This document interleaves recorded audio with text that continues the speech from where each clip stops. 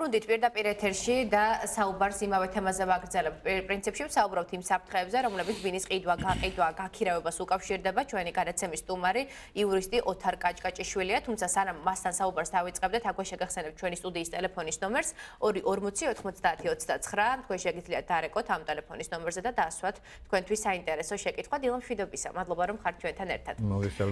ბინის გაქირავება, რაზეც უკვე სიუჟეტში იყო საუბარი, დღეს შემოსავლის კარგი საშუალებაა, თუმცა ვფიქრობ, რომ ეს საქმიანობა ფინანსურ სარგებელთან ერთად საკმაოდ სარისკოცაა. თუმცა ამ რისკების თავიდან აცილების ერთ-ერთი გზა შეიძლება ბინის გაქირავებამდე ქირავნობის ხელშეკრულების გაფორმება იყოს, სადაც დეტალურად იქნება ყველა ის პუნქტი გაწერილი, რომელზეც შეთანხმდებიან დამქირავებელი და გამქირავებელი. გარდა ამისა, როგორ შეიძლება, რა გზებით შეიძლება ავიცილოთ მოსალოდნელი საფრთხეები ბინის გაქირავების დროს? კი ბატონო, მე ვსალმები თქვენს ტელემაყურებელს, მიულოცავ ახალ წელს.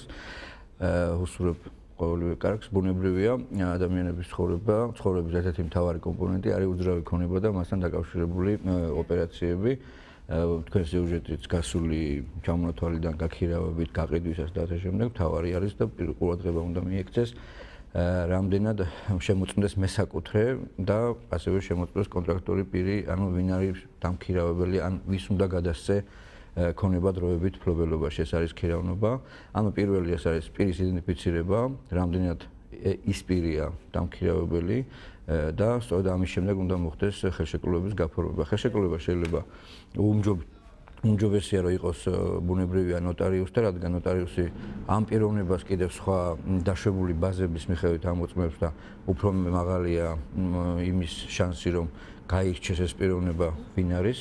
ასევე ჩვეულებრივი ძალის მქონე ითვლება მხარეთა შორის დადებული ჩვეულებრივი ხელშეკრულება. ორივე ხელშეკრულება შეიძლება მოხდეს დარეგისტრირდეს საჯარო რეესტრში, ან არ დარეგისტრირდეს. ორივეს აქვს იურიდიული ძალა. შესაბამისად, თუ კი ყველა ამ კომპონენტს ვიყენებთ, უფრო მეტად დაცულები ვართ, თუ კი რომელიმეს ამ კომპონენტებიდან ვაგდებთ, ბუნებრივია. 100%-ით ალბათ მაინც არ ვართ დაცული იმ შემთხვევაში, თუ ბინას ვაქირავებთ, მაგრამ ხელშეკრულება გვაქვს გაფორმებული ასე. ანუ საინტერესოა, რამდენად გადახდისუნარიანია ის პირი, რომელიც დაუშვათ დაიქირავებს ჩვენს ბინას, ეს ერთი პრობლემაა, მაგრამ უფრო სხვა მაგალითად თქვენ სიუჟეტში საუბრობენ თაღლითურ სქემებზე და ასე შემდეგ, რომ დასული ვიყოთ ასეთი ტიპის გაუგებრობებიდან, ალბათ უმჯობესია ხელშეკრულებები და ეს კანონდადგენელი ვალდებულების შევამოწმოთ. აქვე უნდა პირიქით უნდა ვნახოთ, რომ როცა ალბათ საუბარი არ არის მარტო დაქირავებაზე, არამედ დამქირავებელსაც აქვს ხო რაღაც რისკები, ანუ სხვის ფარჩი არ შევიდეს, ან სხვა არ მიაქირავოს, ან სხვა არ მიყიდოს, ამიტომ ამ ყველაფერსათვის არსებობს საჯარო რეესტრის ჩანაწერები და უნდა ძალიან მარტივია, ეს ყველაფერი მოწესრიგებულია დღევანდელ ქვეყანაში ასე თუ ისე, რომ გადავამოწმოთ ინფორმაციები, გავიგოთ ვინ არის მესაკუთრე და იცით რა მეინტერესებს, აი იმ შემთხვევაში თუ გაქირავებული მაქვს მაგალითად საცხოვრებელი ფართი და დადებული მაქვს ხელშეკრულებას, ანუ ოფიციალურად მაქვს ეს დოკუმენტი გაფორმებული, თუმცა ამის მიუხედავად დამქირავებელმა არ გადამიხადა ბინის ქირა. ამ შემთხვევაში ვის უნდა მივმართო მე ამ პრობლემის მოგვარებით? ამ შემთხვევაში ორი საკითხი წარმოიშვება, ერთი არის რომ თანხა მივიღოთ, რომელიც ჩვენი გაქირავებიდან და მეორე არის რომ გამოვითავისუფლოთ ფართი. და დროულად შევძლოთ ჩვენი საკუთრების ფლობის გაგრძელება. პირველ და მეორე შემთხვევებშიც ხდება სასამართლოში მიმართვა, რადგან ხელშეკრულება გვაქვს და პირი ყავს იდენტიფიცირებული, ბუნებრივია უკვე ვიცით, სად და ვის მიმართ უნდა შევიტანოთ სარჩელი სასამართლოში და რამდენის დაკისრება უნდა მოვითხოვოთ. თუ კი ხელშეკრულებით გათვალისწინებული გვექნება ოდენობა თანხის დაყოვნებისათვის პირგასამტეხლო და ასე შემდეგ სხვა ვალდებულებები, ბუნებრივია გაცილებით უფრო დაცულები ვარ და უფრო მაღალია იმის ალბათობა, რომ ყველა ტიპის ხარჯი დავაკისროთ, სასამართლოს ხარჯი, სასამართლოს გარეშე ხარჯები, ადვოკატის და ასე შემდეგ, თუ კი სასამართლოში მოგვიწევს დავა. სწორედ ამიტომაც უნდა ვიდაოთ ბინის დროულად გამოთავისუფლებაზე, რომ ჩვენ შევძლოთ დროულად ჩვენი ფართის ისევ ხელმეორედ გამოყენება და ნუ აი ამ ყველაფრის ალბათ საფუძველი და უფრო მეტი შანსი რომ დავიკმაყოფილოთ მოთხოვნები არის ხელშეკრულება ახალს არ ვამბობთ, მაგრამ სამწუხაროდ ჩვენი მოქალაქეები ამ წესს ხშირად გადაუხვევენ ხოლმე და ხდება ისე რომ ხელშეკრულების გარეშე შედიან ურთიერთობებში არ არის იდენტიფიცირებული პირი, ვის მიაქირავეს ფართი, ვინ იყო შემოსული რეალურად ერთი ადამიანი დაელაპარაკა და მეორე გააგზო შეგნით ცხოვრება და ნუ უამრავი გაურკვევლობები. მეტი ყურადღება მართეს, როდესაც რაღაც ვასხვისებთან ვაქირავებს. აუცილებლად როცა შენი საკუთრება ადამიანები შეიძლება მთელი ცხოვრება მოანდომა იმას, რომ ერთი საკუთრება შეიძინა მთელ ცხოვრებაში და სწორედ ამ საკუთრებას ესე ხელოვნებით გადასცემენ. ბატონო, ესე იგი მე მახსოვს გასული წლების განმავლობაში გარკვეული პრობლემაც იყო შექმნილი, როდესაც რა რაღაც თაღლითური ჯგუფებიც კი სარგებლობდნენ იგივე თანამგზავრული დამისამართებით, რომელიც კონკრეტულად მარტო ვთქვათ აფხაზეთში არსებულ ქონებაზე იყო, ამისთვის იყო ეს პროექტი, მაგრამ ეხლა სხვა სირთულეზე მინდა გითხოთ, როდესაც ეხლა შემოდის ახალი საკანონმდებლო რეგულაცია, ინიციატივა, როდესაც sapolicio გამოსახლების უფლებას კრძალავს. რა ზიანი და რა სირთულეები მოყვება ამას და ვისთვის? ანუ ეთანხმებით თუ არა ამ შემთხვევაში მოსაზრებას, რომ შეიძლება უფრო სარისკო გახდეს ამ შემთხვევაში ბინის გაქირავება ან თუნდაც დაგირავება. დიახ, მე მცირედ კორექტივ შევიტანდი უკვე შემოვიდა კანონიერ ძალაში შესულია ეს გაწყვეტილება ხელი მოეწერა დეკემბერში, 11 დეკემბერს. ვისთვის გართულდება და რა ზიანი გეტყვით რა რეგულაცია შევიდა და როგორი ფაქტიურად ასთა სხვადასხვაობა იყო კანონპროექტი როცა იყო ამასთან დაკავშირებით და სხვადასხვა მოსაზრებები არსებობდა.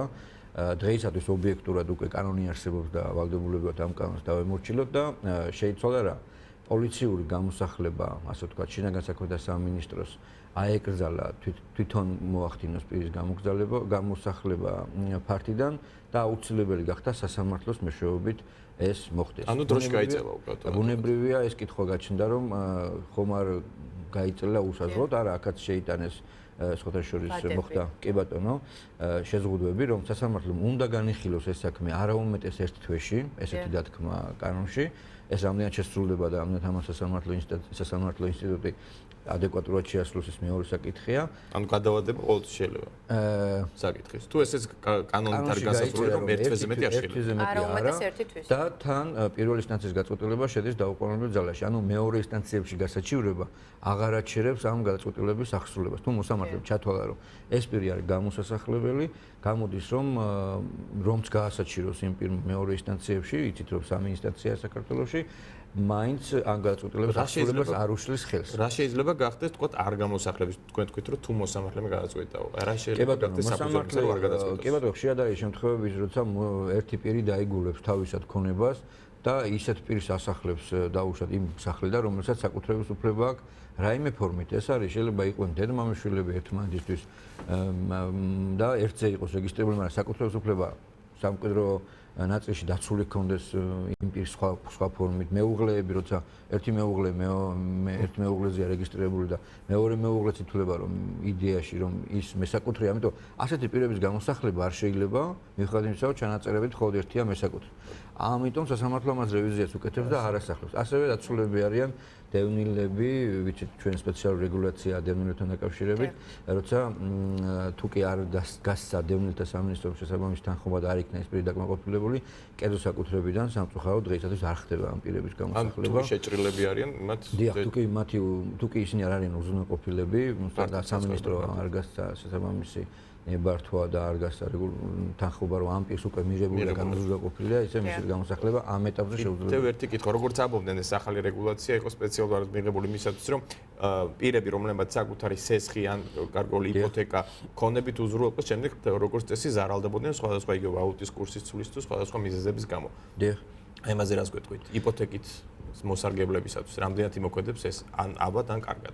თქვენ ალბათ კითხვა დამეშვით იპოთეკარების კითხით ადამიანები რომლებიც ამ ბიზნეს საქმიანობას ეწეოდნენ და ფული აქვთ ამას ჩადებული ისინი სწრაფად ახდენენ თავიანთი ქონებების ასე ვთქვათ ბანკებზე ალბათ ლაპარაკი და სხვადასხვა საფინანსო ორგანიზაციები. ან კერძო ორგანიზაციები არ აქვს მნიშვნელობა სწრაფად ახდენენ იმ სასამართლო იმ ხელშეკრულებების საფუძველზე სასამართლოს გვერდისავლით არსებობს ბევრი სხვა ინსტანცია არბიტრაჟი საახსოვლებო ბიურო საახსოვლებო ფურცლის ნოტარიუსის მეშვეობით სწრაფად ახდენენ ქონებებამდე მიღწევას და ასევე სწრაფად შეეძლოთ გამოესახლებინათ პირები ისე რომ ამ პირს არ ქონდა დავისუფლება რომ მას კიდევ ნარჩენი ვალდებულებები ქონდა დავუშვათ ბანკ ქონდა შემოხვედრი ვალდებულება ან კერძო პირს ან არა ის თანხა ქონდა გადასახდელი და ასე შემდეგ მესაკუთრე ცოტა ამ კუთხით შეიძლება დაუცველიც ყოფილიყო ამიტომ ხშირად პოლიცია მართალია ეფექტური იყო და მესაკუთრის უფლებები ჩქარა აღსრულდებოდა ხოლმე პოლიციის შემთხვევაში მაგრამ მეორე შემთხვევაში პოლიციას არ ქონდა იმდენი ასე იგი ანალიზის იმ გაანალიზების უნარი, რადგან პოლიცია და არ არის სასამართლო. დავალებას ასრულებდა. ხო, ის ასრულებდა დავალებას პირდაპირ უნდა გამოწეს. ხშირად შეიძლებოდა ქონ უნდა შეგრძნება, რომ ეს არაკეთის ინეზერი მესაკუთრეა, მაგრამ ვალდებული იყო იმ მყიფე ჩანაწერი და რომ გამოესახლებინა. აი რა შეიცვალა ეს წარსულზე. ამ შემთხვევაში მესაკუთრე, როცა გამოსახლებაზე დგება საკითხი, აი იმ პირის ვისაც ასახლებენ, შეუძლია სასამართლოში დააყენოს შემოხვედრის არჩელი. ერთი თვის ვადაში. კი, იმავე პერიოდში დააყენოს შემოხვედრის არჩელი, თუ შეგებებული არჩელის ნაწილში აღმოჩნდება, რომ ეს გამოსახლებელი პირი არ არის ის პირი, ვინც უნდა გამოსახლდეს ამ პარტიიდან, მან სასამართლო უარს გასცემს ამ ამაზე, არ დაუკმაყოფილებს არჩევას და არ მოხდება გამოსახლება ისეთი პირების. ანუ ცოტა მაღლა აინაცვლა და უფრო მეტი განჯის ქვეშ დადგა გამოსახლებელი პირების ალბათობა, ასე რომ. კი ბატონო, ანუ მოკლედ რომ შევაჯამოთ თემა, რომელზეც ამდენი ხნის განმავლობაში ვსაუბრობთ, ესე იგი საპოლიციო გამოსახლების გაუქმების შემდეგ არ შეიძლება ეს ერთმნიშვნელოვნად და ცალსახად თქვათ, რომ უფრო სარისკო გახდება ბინის გაქირავება ან თუნდაც დაგირავება ასე. არა, ბუნებრივია, ეს არ იყო ამისთვის, ეს არ არის განსაზღვრელი, რა რისკებიც არსებობდა მანამდე, ეს რისკები შეიძლება დარჩეს ისევ ან პირიქით. კი ბატონო, ეხლა რაც შეეხება შემდეგ თემას, რომელიც ვფიქრობ, რომ არანაკლებ მნიშვნელოვანია, როცა საქმე ეხება ბინის ყიდვას, უძრავი ქონების ყიდვას. რა უნდა გაითვალისწინოს მოქალაქემ, რომ არ დაზარალდეს? კი ბატონო, ნაწილობრივ შევეხე იმ თემაში ამ საკითხს, ანუ როდესაც ხდება ბინის შეძენა, უძრავი ქონების შეძენა, აუცილებლად საჯარო რეესტრის მონაცემებს მომიწვევთ, სადაც არის სპეციალური გრაფები. ხშირად ადამიანები ამ საჯარო რეესტრის მონაცემებს მხოლოდ მესაკუთრის განყოფილებას ამოწმებენ და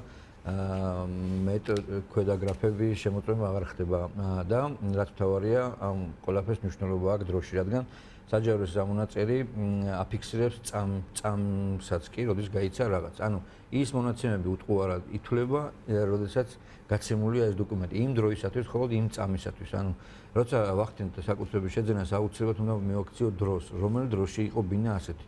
და რომელი დროში აკეთება. ანუ განახლებული მონაცემი უნდა ვთხოვოთ. აუცილებლად როცა ხდება ნასყიდობის დადება, აუცილებლად უნდა ქონდეს განახლებული.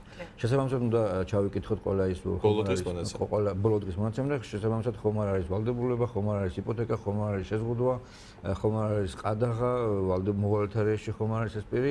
სააბედნიეროდ იუსტიციის სამინისტროს ეს სერვისები დღევანდელობაში იძლევა მაღალ ალბათობას შემოწმების, რომ რაიმე არ მოხდეს.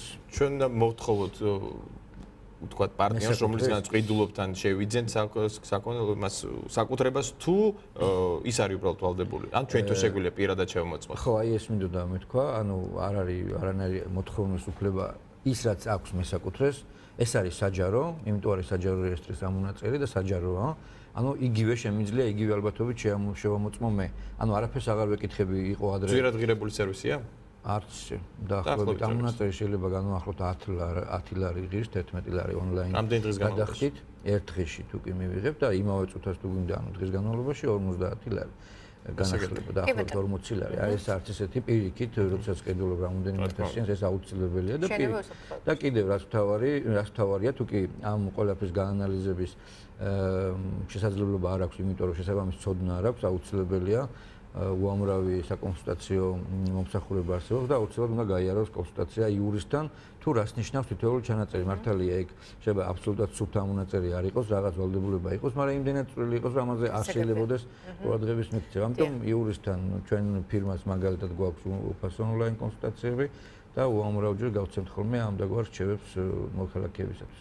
გასაგებია, ბატონო თარ, არსებობს თუ არა რაღაც სტატისტიკა იმასთან დაკავშირებით, თუ რა შეცდომებს უშვებენ ამ მიმართულებით მოქალაქეები ყველაზე ხშირად ცხადია ქართულ რეალობაში. კი ბატონო, რამოდენიმე ან პერიოდები არის, როცა თაღლითური სქემები შემოდის ქვეყანაში და ერთგვარ ტალღასავით დაარტყავს და ყველგან მოხდება რაღაც ქალაქში. რა პერიოდია ხოლმე? ამას არ წლის რომელი ნახევარია? ამას არ აქვს ალბათ მნიშვნელობა. თავარია ვიღაც ადამიანი თავისი მოსაზრებით აკეთებს რაღაც ერთ მაშინ უფრო სოციალური განსაკუთრებული ზღვარი თუ არის? არა, ასეთი დაყოფა არ აქვს, უფრო ადამიანები, რომლებიც დააკვირდებიან სერვისებს, სად არის ნაჩვეტი და იმ ნაჩვეტის საშუალებით ახდენენ ხოლმე ქონების ან სარგებლის მიღებას. მაგალითად, ხშირია შემთხვევები, როცა თქვენს ეთერში არაერთხელ გასულა ამაზე სიუჟეტი, როცა დაგირავება ხდება, დაგირავება ჟარგონულია, სინამდვილეში ხდება ბინაცარგებლობის ხელშეკრულების დაფორმება. არასწორი მნიშვნელობით ვამბობთ და იპოთეკი დატვირთ. ამ დროს არ ხდება იმ ბინის იპოთეკი ჩადება და ძალიან ხშირია განცხადებას, როცა ვნახავთ ყველა საქმეს, ასეთი განცხადებები, რომ მესაკუთრე აგირავებს ბინას, ოღონდ შეუძლის მან შეიძლება გიქირაოს სხვაგან პარტია. ეს არის აბსოლუტურად დაუშვებელი გარიგე ამდაგვარ სქემებს, ანუ სხვაგან ცხოვრობ ქირით, აძლევ რამოდენიმე ათას მესაკუთრე თავის სახში რჩება, შენ ხარ იდეაში დაქირავებული, აბსოლუტურად ძალიან სხვაგან გაყავდა სამწუხაროდ, მინახავს როცა ნოტარიულადაც არის ასეთი გარიგებები დამოწმებული და ცოტა იყოს ეს ძალიან დიდ დარღვევად მიმაჩნია და ასეთი გარიგებებში არ უნდა შევიდნენ მხარეები. ასევე ხდება ძალიან ხშირად, როცა ქონება არის არა თბილისში, არამედ გარეთ, როცა ხდება რეგიონებში, როცა ხდება მიწისაკუთრება, როცა ხდება ისეთი საკუთრების შეძენა, რომელიც მიწაზე მარტო ეს არის განლაგებული, მარტო ეს შენობა, რადგან ამ მონაწერში შეიძლება გვიჩვენოს, რომ ეს ქონება მდებარეობს ამ და ამ დასახლებაში, დაუშვათ საგურამოში, მაგრამ იმ კოორდინატებში არ იჯდეს და ეს შეიძლება ეს კოორდინატები, ანუ ჩვენ ფიზიკურად აღქმით არ გვაქვს საშუალება მივხვდეთ სად არის ეს, ხო? რაღაც ციფრები არაფერს იძლევა თავისთავად, ხო? გაჩვენებს ამ მონაწერს, სადაც არის ამდენი კვადრატული მიწის ნაკვეთი და ზედ მდებარე შენობა და შეიძლება მისამართი საგურამო. მაგრამ ეს საგურამო შეიძლება ეს მიწის ნაკვეთი შეიძლება იყოს აბსოლუტურად უსარგებლო, არ იყოს შენობა ზედ საერთოდ და იყოს რაღაცა მთის კენწეროში და აბსოლუტურად გამოუყენებელი იყოს. ამისათვის დამატებითი სერვისია საჭირო, რომ სპეციალური სამსახურები არის, რომლებიც მიდიან და ადგილზე ხდება შემოწმება ეს მიწის ნაკვეთი ამ კოორდინატზე არის თუ არა ნამდვილად დამაგრებული და ჩვენ ძალიან ხშირად იყო ასეთი შემთხვევები, როცა ერთი და იგივე საჯარო რეესტრით ადამიანმა დაახლოებით 20 ჯერ გაყიდა ამ ტერიტორიაზე, მთის ტერიტორიაზე 20 ჯერ გაყიდა რაღაც არასებული სახლი და არასებული მიწის ნაკვეთი, ისე რომ არ შეამოწმეს ის რაც აქამდე იყო, ვთქვათ, მშენებარებინებს, როდესაც ერთი და იგივე ბინას რამდენიმეჯერ ყიდნენ, ეს ფაქტი ალბათ უკვე ამოხვრილა და უკვე საშუალება აღარ არის. ხო, ალბათ აქტუარი რამე ესენი ეგრეთ წოდებული ბუმი მშენებლობის და არაკომპეტენტური ფირმები აშენებდნენ ბევრ და თვითონ ფირმებსაც არ ქონდათ თანადო განათლება, როგორ უნდა გაეყიდათ ქონებები და რას ნიშნავდა ქონების რეგისტრაცია და ასე შემდეგ. დღეისათვის უფლების რეგისტრაცია აბსოლუტურად შესაძლებელია, ის რომ უფლება იყოს დაცული, ანუ ვიდრე არ არსებობს შენობა, არსებობს უფლება ამ შენობაზე, იმის საჯაროებში შეძენა, იმის საჯაროებში რეგისტრაცია ხდება, შესაბამისად იგივე წესები მოქმედებს, რაც ჩვენ უკვე ვისაუბრეთ საჯაროების ამონაწილეთან დაკავშირებით. დღეისათვის მეტნაკლებად კიდევ არის ბუნებრივია დასახვეწეა სისტემები არის. კითხვა არის მოსული ბატონოთან, ესე იგი ძალიან მოკლედ რო გითხრათ, როდესაც შენებარებინას ყიდულობენ, იქ ერთ-ერთ აუცილებელ პირობადაა, როდესაც ჩაბარდება, მხოლოდ მაშინ მოხდება გადმოფორმება. აი ესეთ შემთხვევაში როგორ უნდა მოიქცეს? ეს სანდო ვერსია ხელშეკრულების? ასეთ ტიპის როდესაც სამხანაგობები აშენებენ, თქვა. კი ბატონო, ასეთი ტიპის გარიგებებში მე პირადად არ ურჩევ ხოლმე შესვლას, იმიტომ რომ ნებისმიერი ტიპის უფლება კიდევ ამბობ არის საჯარო რეესტრის ჩვენი საქართველოში არსებული საჯარო რეესტრის სისტემა იძლევა საშუალებას რომ უფლების შესახებ მოხდეს ჩანაწერი. თუ ეს პირი ვერ ახერხებს უფლების ჩანაწერის გაწერას იმაში საჯარო რეესტრში, ესე იგი მას სერიოზული პრობლემები აქვს და თუ კი ფარატინაფურცლის თავაზობს რომ ამ ხანაგობიდან რამე შეიძინოს ისე რომ როცა დამთავრდება მერე გადაუფორმებს, ну, უკვე მივხვდით რომ ამაში არის აბსოლუტურად დიდი რისკი. თუ აქვს უფლება მესაკუთრეს დაარეგისტრიროს ჯერ თავისი უფლება, მშენებარე უფლება და თუ მესაკუთრე გადაწყვეტს, შემძენი გადაწყვეტს რომ მშენებარე შეიძინოს, შესაბამისი უფლებით, მაშინ აბსოლუტურად დაცულია. ძალიან დიდი მადლობა. ჩვენი გადაცემის სტუმარი იურისტი ოთარ კაჭკაჭიშვილი იყო და ამ ხნის განმავლობაში ვსაუბრობდით იმ საფრთხეებზე და რისკებზე, რომელიც შეიძლება უკავშირდებოდეს ბინის ყიდვა, გაყიდვა, გაქირავებას. ძალიან დიდი მადლობა ბატონო ოთარ, რომ იყავით ჩვენი გადაცემის სტუმარი.